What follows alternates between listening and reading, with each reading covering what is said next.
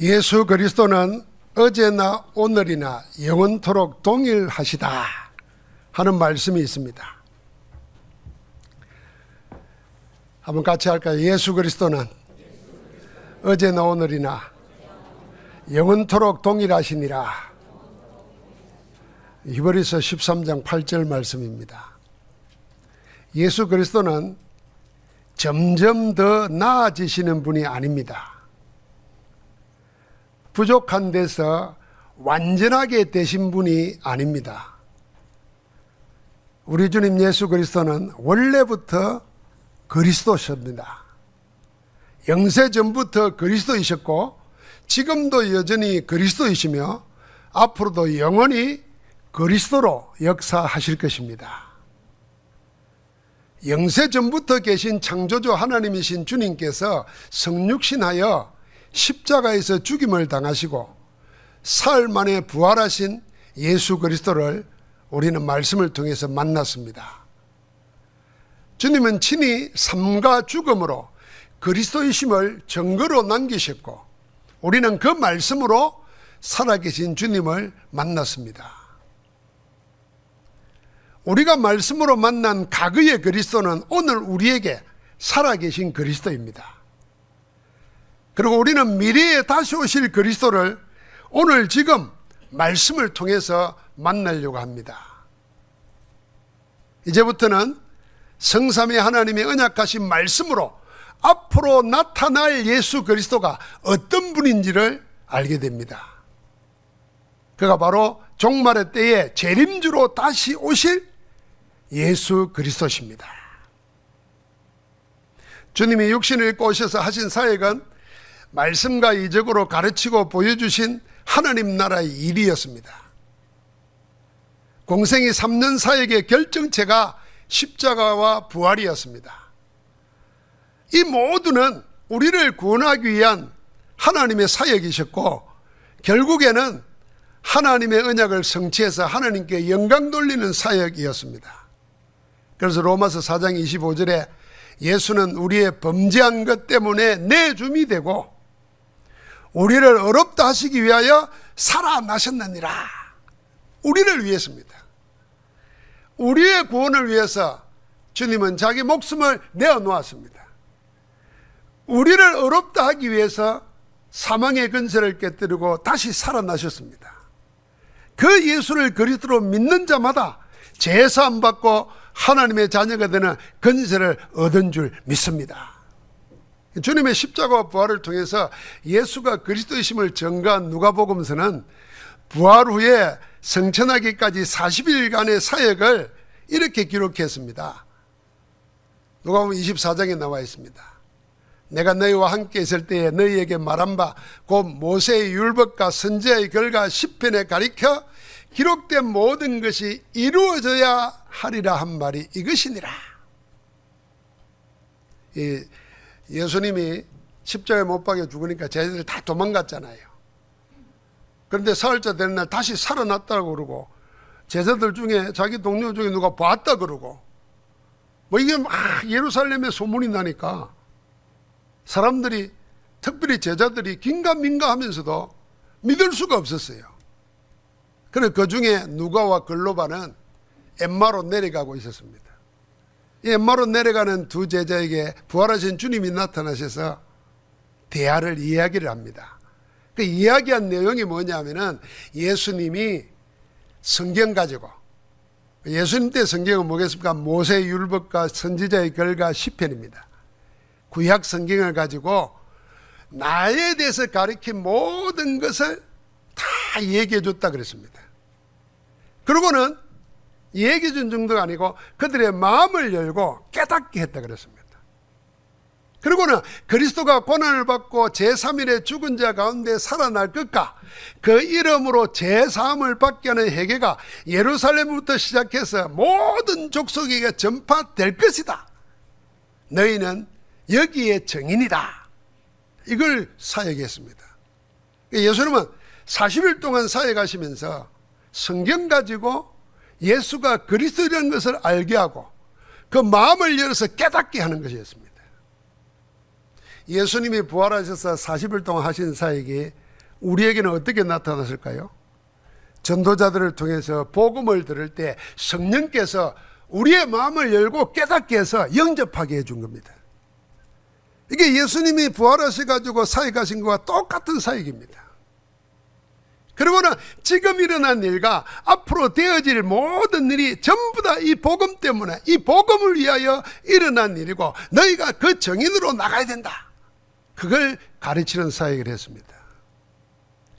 그래서 사도행전 1장 3절에는 그 말을 이렇게 요약했어요. 그가 고난 받으신 후에 또한 그들에게 확실한 많은 증거로 친히 살아계심을 나타내사 40일 동안 그들에게 보이시며 하나님 나라의 일을 말씀하시니라.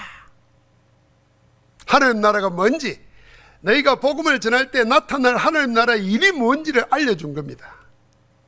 그리고는 제자들에게 이 일에 집중하도록 했습니다. 그게 40일입니다. 사단의 나라를 미리 알리고 하나님 나라가 세워질 것을 말씀한 겁니다. 이걸 가르쳐서 우리는 감람산 언약이라 그럽니다. 이 감람산 언약은 예수님이 제자들에게만 준 게 아니고 오늘을 살아가는 우리에게 주신 것입니다. 우리가 이 세상 나라를 살아갈 때 어떻게 무엇으로 살아야 할지를 자세하게 보여준 겁니다. 우리를 보고 뭘로 살라고 합니까? 하나님 나라로, 하나님 나라의 일을 가지고 살라는 것입니다. 하나님의 자녀가 사망의 근세를 이기신 예수 그리스도 이름으로 기도할 때마다 성삼위 하나님의 보좌의 능력이 시공간을 초월하여 우리 가운데 역사합니다. 불신자는 알 수 없고 교회 다니면서도 육신적인 신자는 알 수 없습니다. 그러나 예수가 그리스도이심을 성령께서 역사하셔서 믿게 된 영적인 성도들은 압니다. 뭘 알아요? 우리가 그리스도 이름으로 기도할 때마다 하나님 나라가 세워지고 사단의 나라가 무너지고 하나님 나라의 일이 일어난다는 걸 아는 줄 믿습니다. 그래서 기도하는 거예요. 여러분, 내가 기도하는데 하늘 보좌의 능력이 안 나타나고 천군천사가 두 군데서 하나님의 일이 안 일어나면 우리가 왜 기도합니까? 만약에 영적인 역사가 일어나지 않는다면 우리는 기도 말고 불신자처럼 일해야 돼요. 일. 노력하고 일해야 돼요. 그 시간에, 기도하는 시간에. 그런데 우리가 기도할 때마다 보이지 않는 영적 역사가 실제로 나타난다고 생각하면 일보다도 기도 문제에 돼요. 성삼위 하나님이 다스리는 모든 곳에 하늘의 천군과 천사들이 역사하며 흑암 세력이 결박되며 하나님 나라가 임합니다. 그래서 시편 103편 19절에 만군의 여호와께서 하늘의 보좌를 세우시고 그의 왕권으로 만유를 다스리는도다. 능력이 있어 여호와의 말씀을 들으며 여호와의 일을 행하는 너희 천군이여 천사여 하나님을 송축하라. 그가 다스리는 모든 곳에 있는 너희여 하나님을 송축하라. 주님의 지음을 받고 하나님이 다스리는 모든 곳에 천군 천사가 있습니다. 언제 역사입니까? 우리가 기도할 때 하늘 보좌의 시공간을 초월하는 역사로 함께 하시는 줄 믿습니다. 그래서 사도행전에는요, 교회가 원넷에 대해서 기도하는 곳마다 무슨 일이 났냐면요, 하나님 나라의 일이 일어났습니다. 사도행전 12장에 보니까 야고보가 순교당했습니다. 베드로가 체포돼서 옥에 갇혔습니다. 날이 새면은 베드로는 형장에 끌려가서 죽임당하게 됩니다. 그날 밤에 교회는 뭐 했냐 그랬냐면 15장 5절에 보니까 교회 모여가지고 하나님께 간절히 빌더라 그랬습니다. 밤이 새도록 집중해서 기도했습니다.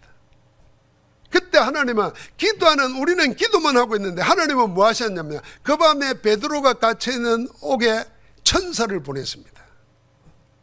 주의 천사를 보내서 천사가 나가니까 옥문이 열립니다. 베드로가 나오면서도 꿈인가 생신가 그랬습니다. 나중에 성 밖에 나와가지고 찬바람 쐬면서 깨달았습니다.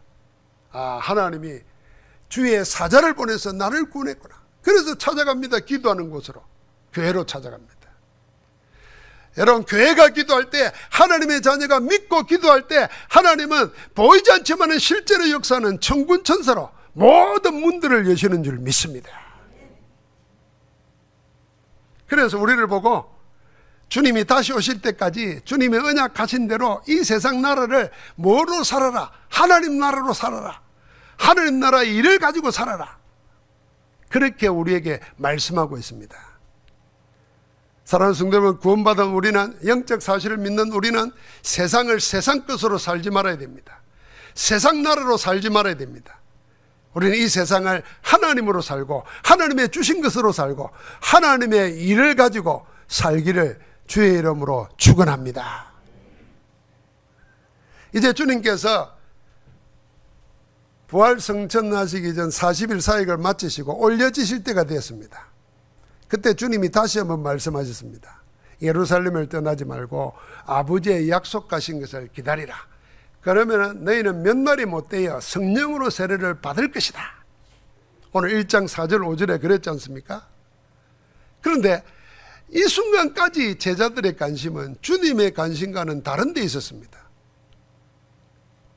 주님은 하나님 나라의 일을 말하는데 제자들은 하나님 나라의 일이 아니라 여전히 세상 나라의 일에 매여 있습니다.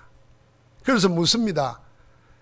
주께서 이스라엘 나라를 회복하심이 이때니까. 이 말은 지금 이제 이스라엘이 로마의 속국되어 있잖아요. 자유가 없잖아요. 억압당하고 살죠. 그러니까 살기가 힘들죠. 괴롭죠. 고통스럽잖아요. 그러니까 빨리 여기서 해방받고 자유롭게 우리도 남을 다스리면서 살자, 이 소원이 있어요. 이거 우리가 개인적으로 말하면 병에 걸려서 고통당하는 사람은 언제 이거 벗어나냐 그 말입니다.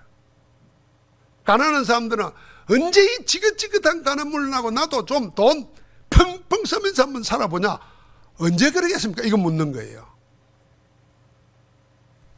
전부 다 세상 나라 일을 묻는 겁니다.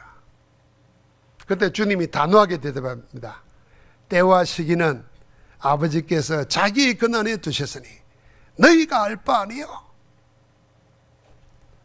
언제 그때가 올지 그 시기가 언제인지는 하나님이 자기 권한에 두셨다. 너희가 알 바 아니다 그 말입니다. 이 말씀을 하시고 분명한 약속을 주셨습니다. 이 약속은 주님이 다시 오실 때까지 모든 시대의 교회가 붙잡아야 될 내용과 나아가야 될 방향에 대한 언약의 메시지입니다. 주님이 지상에서 남긴 마지막 약속이고 성삼위 하나님이 성취하실 언약의 스케줄이고 영원한 보장입니다. 그게 1장 8절입니다. 오직 성령이 너에게 마시면 너희가 권능을 받고 예루살렘과 온 유대와 사마리아와 땅끝까지 이르러 내 증인이 되리라. 성천하시기 직전에 주님은 우리에게 무엇에 올인해야 될 건지, 오직 해야 될 건지 분명한 답을 주셨습니다. 한 가지만 하라는 겁니다. 한 가지에 오직 해라. 다른 것에 마음 생각 뺏기지 마라.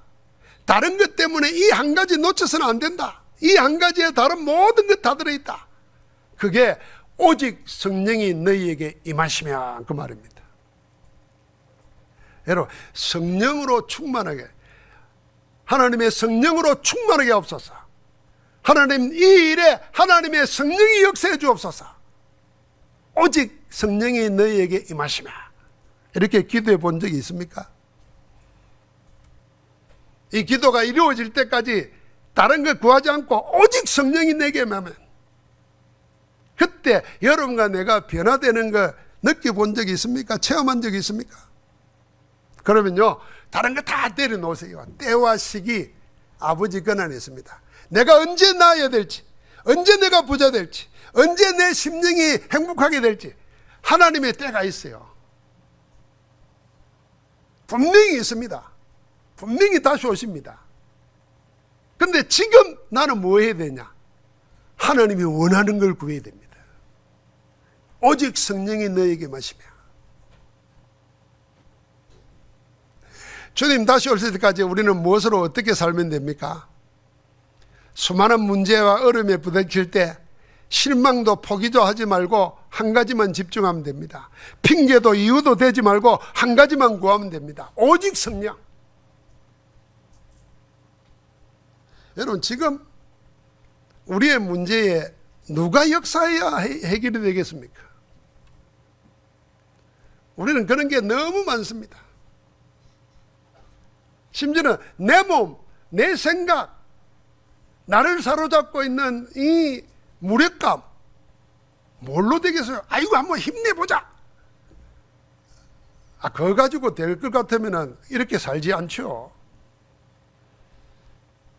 누가 내한테 돈을 실수 없이 대주면 내가 하겠는데, 그런 사람은 세상에 없습니다. 요새는 그런답니다. 로또 하나만 되면. 그래서 로또를 많이 산답니다. 중국에도 로또를 엄청 산답니다.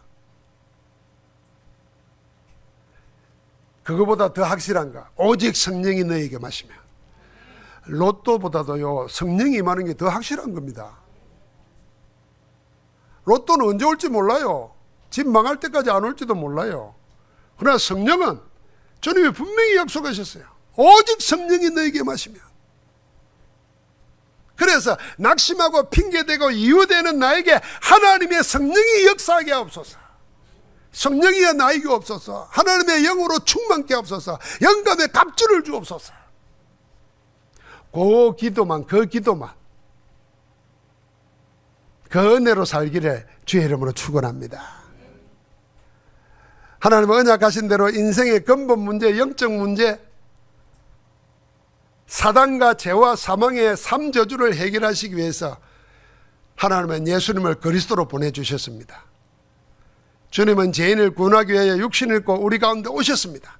십자가에서 우리를 대신하심으로 하나님의 모든 언약을 다 이루었습니다. 사망의 근세를 이기고 부활하신 그리스도는 하나님 나라의 일을 제자들에게 미션으로 남기시고 오셨던 하나님 나라로 올려져 가셨습니다. 성천하시면서 주님은 전에 제자들에게 미리 하셨던 약속을 천사들을 통해서 확인해 주었습니다.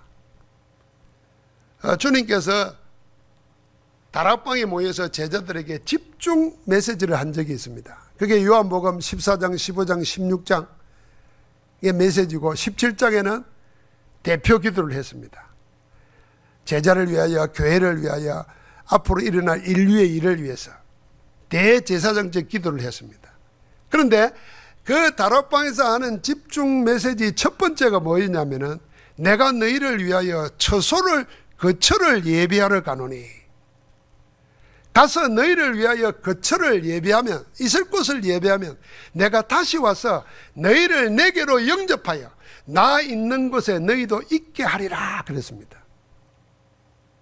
그러니까 주님은 성천을 왜 하시느냐? 우리의 있을 곳을 예비하기 위해서 먼저 가시는 겁니다. 예비되면은 우리를 영접하러 온다 그랬습니다.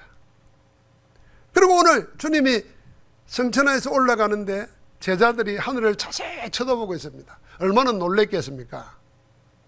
가만히 멍하니 쳐다보고 있는데 흰옷을 입은 천사가 그들에 서서 말했습니다.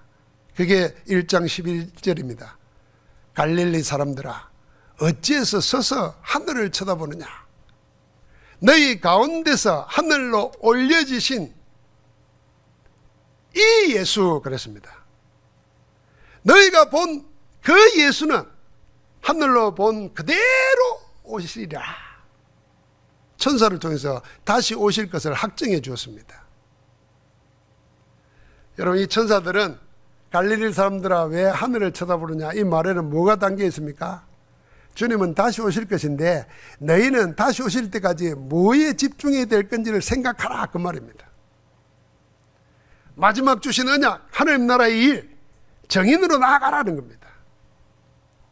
그래서 주님이 마지막 말세의 징조를 말하면서도 마태복음 24장 30절에 이렇게 말했습니다. 그때 인자의 징조가 하늘에서 보이고 그때에 땅의 모든 족속들이 통곡하며 그들이 인자가 구름을 타고 능력과 큰 영광으로 오는 것을 보리라 그랬습니다.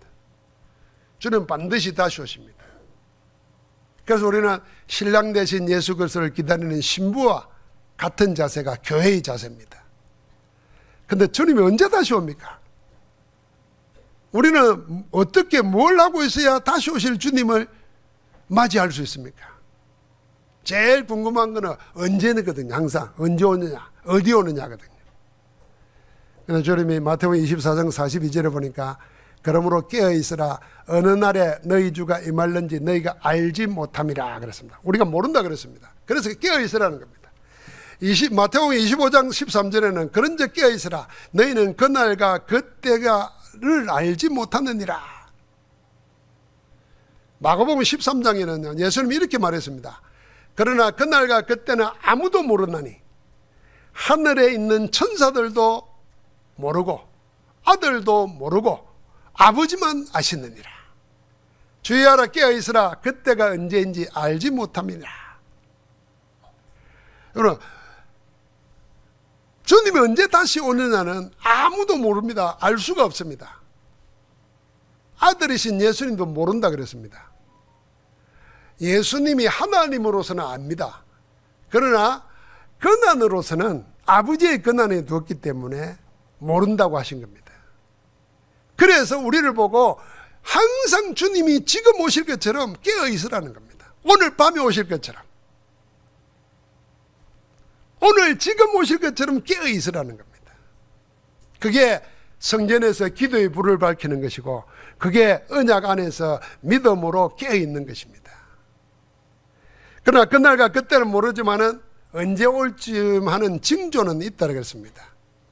그게 누가복음 17장에 보면은 노아의 때와 같고 롯의 때와 같다 그랬습니다.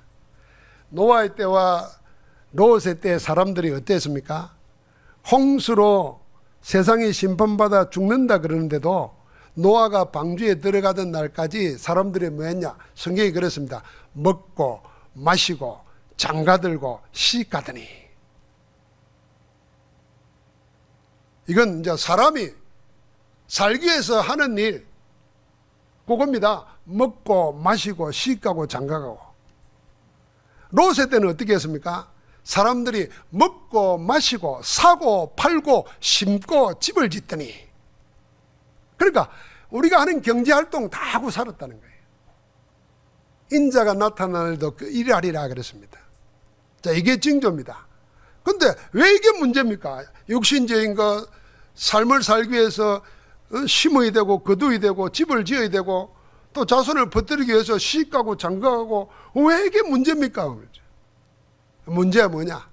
하나님과 하나님 나라에 이르는 전혀 관심이 없고 육신적인 것, 세상적인 것, 그게 전부였다 그 말입니다.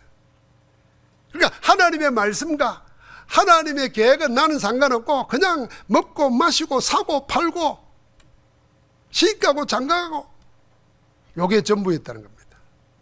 그때 인자가 도적같이 임하는 겁니다. 사랑하는 여러분, 지금 세상이 그리 되어 있지 않습니까? 하나님께는 관심이 없습니다. 아예 하나님이 없다 그러는 정도가 아니고 이제는 하나님이 있어도 필요 없다는 정도입니다. 그리고 이제는 뭐냐면 옛날부터 그랬지만 하나님이 우리를 만든 게 아니고 인간이 신을 만들었다 그럽니다. 그래서 인간이 신을 부립니다. 그걸 보고 우상이라는 겁니다. 그러나 성삼위 하나님은 예수 그리스도는 인간이 만든 신이 아닙니다. 원래부터 계셨고 영원토록 계시면서 지금 모든 것을 주관하고 계시는 분이십니다. 그렇다고 하면 우리는 내 인생을 두고 나의 일에 우리 일을 계획하는 일에 하나님의 뜻이 무엇이며 하나님이 그 뜻대로 주관해 주시도록 생각하고 기도하고 따라가는 겁니다. 그게 시집가고 장가가고 그거하고 다른 겁니다. 우리도 먹고 마시고 신고 거두고 시집가고 장가가잖아요. 장가갔잖아요. 그래가지고 맨날 관심이 어떻게 하면은 가족을 편안하게 해줄까? 어떻게 하면 가족들한테 사랑받을까? 사랑 안 해주면 또 사랑 안 한다고 난리치고 뭐 이런 데 매여 있잖아요. 그런데 우리의 관심이 지금 그게 전부가 아니라는 거죠. 우리에게는 하나님과 하나님 안에서 우리는 어떻게 될 건가 이걸 생각하니까 그 시대하고는 다른 거죠. 그래서 어떤 신앙으로 살아야 되느냐? 첫 번째입니다. 한번 같이 합시다. 하나님이 하시는 일을 믿는 믿음으로 살아야 된다. 이게 주님 다시 오실 것인데 다시 오실 주님을 맞이하는 준비되는 신앙이 이겁니다. 하나님이 그리스도 안에서 하시고 계시고 하실 일을 확실하게 믿어야 됩니다. 그 믿는 일 중에 하나가 이 말씀이 있습니다. 데살로니가전서 5장 23절에 보니까 평강의 하나님이 친히 너희를 온전히 거룩하게 하시고, 자, 평강의 하나님이 구원받은 우리를 온전히 거룩하게 하신다 그랬어요. 그 다음에 너희의 온 영과 혼과 몸이, 우리 영혼과 육체입니다. 그러니까 우리 자신들을 말하는 거죠. 우리 주 예수 그리스도께서 강림하실 때에, 다시 오실 때에 흠없게 보존되기를 원하노라. 이 말은 무슨 말입니까? 하나님이, 주님이 다시 오실 때까지 우리 안에 계시는 하나님께서 우리를 온전하게 보존한다는 것입니다. 우리의 영혼을 사단에게 안 뺏긴다는 것입니다. 우리의 육신과 삶을 세상에 안 뺏긴다는 것입니다. 하나님이 지키신다는 겁니다. 그걸 믿으라는 것입니다. 믿으시기 바랍니다. 이 염려되는 분들이 많거든요. 아이고, 주님 오시면 내가 주님 맞이할 수 있을까? 그런 염려를 해가지고 잘못된 불건전한 신비주의에 빠지는 분들이 많아요. 보통 사람들은 생활하다 보니까 그런 생각도 못 하잖아요. 아이고 이러다가 나는 틀렸는가 봐 포기하고 삽니다. 그것도 틀린 거예요. 말씀대로 믿어야 됩니다. 구원받은 하나님의 자녀는 하나님이 지키신다는 거 알아야 돼요. 온전히 거룩하게 하시고 주의 강림하실 때에 흠없게 보존되기를 원하시는 줄 믿습니다. 그래서 올해 베드로전서 5장 10절을 보십시오. 모든 은혜의 하나님이 그리스도 예수 안에서 너희를 부르사 자기의 영원한 영광에 들어가게 하신 이가, 이미 우리를 하늘에 앉히셨어요. 하늘나라 생명책에 그 이름을 기록했어요. 구원받은 것입니다. 그런데 세상 살면서 고난당하는 걸, 잠깐 고난당한 너희를 어떻게 하겠다 그랬어요? 친히 온전하게 하시며 굳건하게 하시며 강하게 하시며 터를 견고하게 하시리라. 할렐루야. 하나님이 그래 하실 것을 믿으라는 겁니다. 신앙생활을 하나님이 하시는 일을 안 믿고 내가 자꾸 뭘 하려고 합니다. 이런 사람이 안 되면 내가 뭘 안 해서 안 되는 건 줄 생각합니다. 그럼 반대로 생각하세요. 그럼 여러분은 뭘 해서 지금까지 복받고 사는 겁니까? 다 기도 다 해서 하나님 들어줘서 이렇게 됩니까? 아닙니다. 그러니까 이 믿음이 없어요. 그래서 사도 바울이 빌립보서 2장 13절에 이렇게 말했습니다. 너희 안에 행하시는 이는 하나님이시니, 구원받은 하나님의 자녀 안에서 행하시는 분이 누구냐? 하나님이시니. 자기의 기쁘신 뜻을 위해서 하나님이 우리 각자에게 두신 기쁘신 뜻이 있어요. 그걸 위해서 우리에게 소원을 두고, 하나님이 우리에게 소원을 두고 행하게 하시나니 그랬습니다. 그래서 우리가 하나님의 말씀 듣고 기도할 때마다 하나님의 소원이 우리 마음에 심겨지는 겁니다. 하나님의 소원이 우리를 움직이는 겁니다. 그게 세상 사람들이 모르는 영적 동기입니다. 내 안에서 하나님이 막 감동을 주시고 일으키시는 거예요. 못 견디는 거예요. 그 일을 따라 했는데 하나님의 역사가 나타나는 겁니다.